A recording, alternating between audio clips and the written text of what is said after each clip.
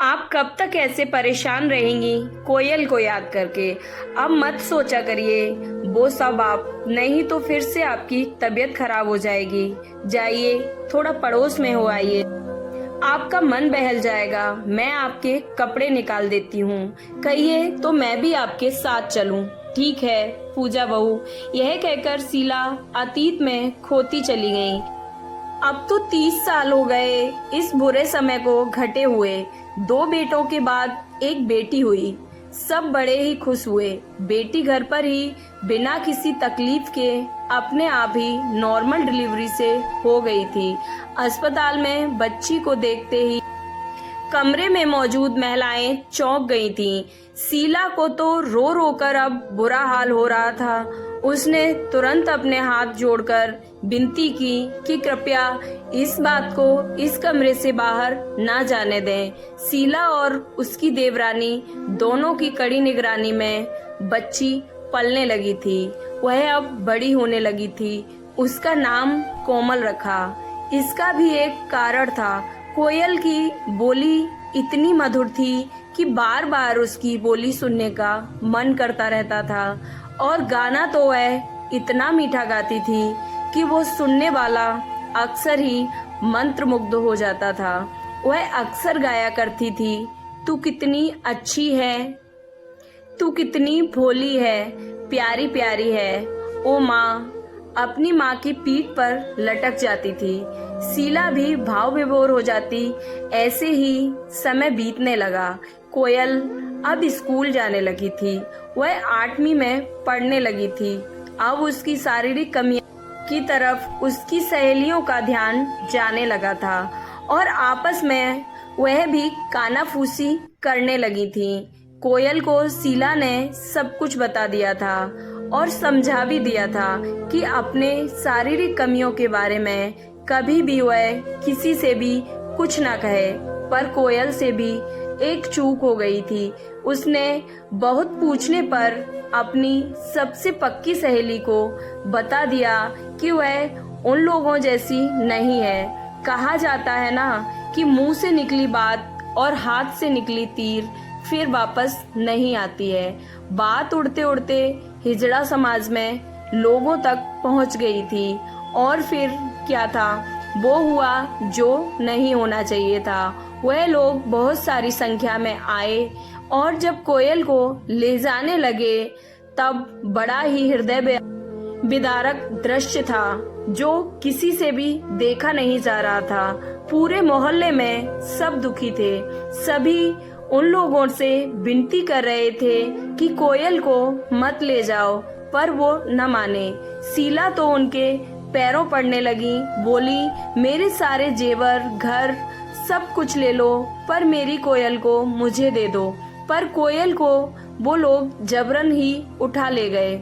आज 30 वर्ष हो गए हैं उसी की तलाश में। जहाँ भी वह नाचने गाने वाले लोग जाते हैं, शीला देवी कोयल को ढूंढने पहुंच जाती हैं। कभी भी कहीं भी शादी की पार्टी हो या कहीं बच्चे का जन्म हुआ हो तो शीला देवी तुरंत वहां उसकी उम्मीद में पहुंच जाती हैं कि शायद उनको उनकी बेटी मिल जाए, शायद उन्हें उनकी कोयल मिल जाए।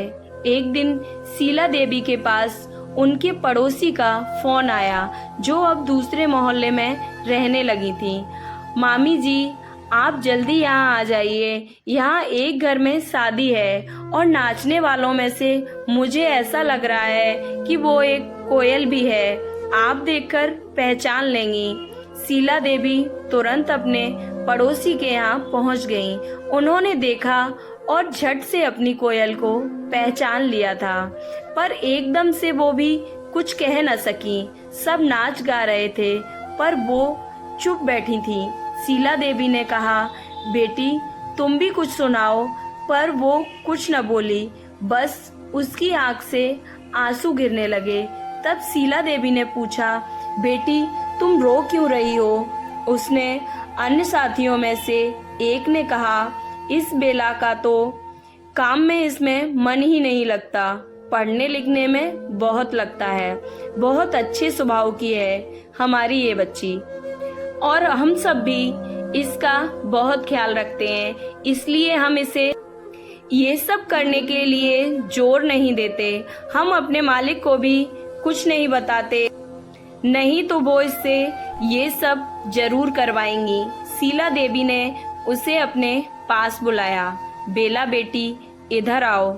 शीला देवी के पास आकर बैठी तो शीला देवी उसकी पीठ पर हाथ फेरने लगी और बोली, कोयल मेरी बच्ची अपनी माँ को नहीं पहचान पाई। कोयल तुरंत अपनी माँ के गले लगकर रोने लगी और बोली, माँ मैंने आपको देखते ही पहचान लिया था, पर सबके सामने चुप थी, कैसे बोलती मैं आपको।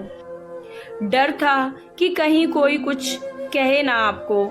नहीं मेरी बच्ची, माँ को तो बस अपने बच्चों की फिक्र होती है, किसी के कुछ कहने सुनने की नहीं। आज कितने बरसों बाद मुझे मेरी बेटी मिली है। कहाँ कहाँ नहीं ढूंढा तुझे, कहाँ चली गई थी मेरी बच्ची। कैसी है तू? अब तू घर मेरे साथ चल, अब तुझे मैं कहीं नहीं जाने दूंगी। कोयल को अपने सीने से चिपकाए शीला देवी रोती जा रही थी। अब तक सबको बात समझ में आ गई थी। कोयल ने कहा, माँ मेरा अब वापस जाना संभव नहीं है, लेकिन माँ ये सब मेरा बहुत ख्याल रखते हैं, ये सब बहुत अच्छे हैं, ये सब किसी न किसी कारण से अपने घर से बिछड़े हैं, सब मेरा दर्द समझते हैं। अब मैं आपसे मिलने आया करूंगी। घर में सब कैसे हैं? मेरे भाई लोग मुझे याद करते हैं या नहीं? सब तुझे बहुत याद करते हैं मेरी बेटी, तू घर चल तो एक बार। शीला देवी कोयल को अपने से कसकर चिपटाए रोए जा रही थी। कोयल अपने साथियों की तरफ याचना भरी नजरों से बस देखे जा रही थी। तभी उनमें से एक ने कहा, चल बस चलते हैं बेला, बहुत दिनों बाद माँ मिली है, चल माँ के घर चलते हैं। खबरदार जो किसी ने मालिक से कुछ भी कहा, आज माँ के घर सब खाना खाएंगे। क्यों माँ? शीला देवी खुशी से रोते हुए बोली, हाँ मेरे बच्चों। स्टोरी कैसी लगी प्लीज प्लीज कमेंट जरूर करें और लाइक एंड सब्सक्राइब। जय श्री कृष्णा।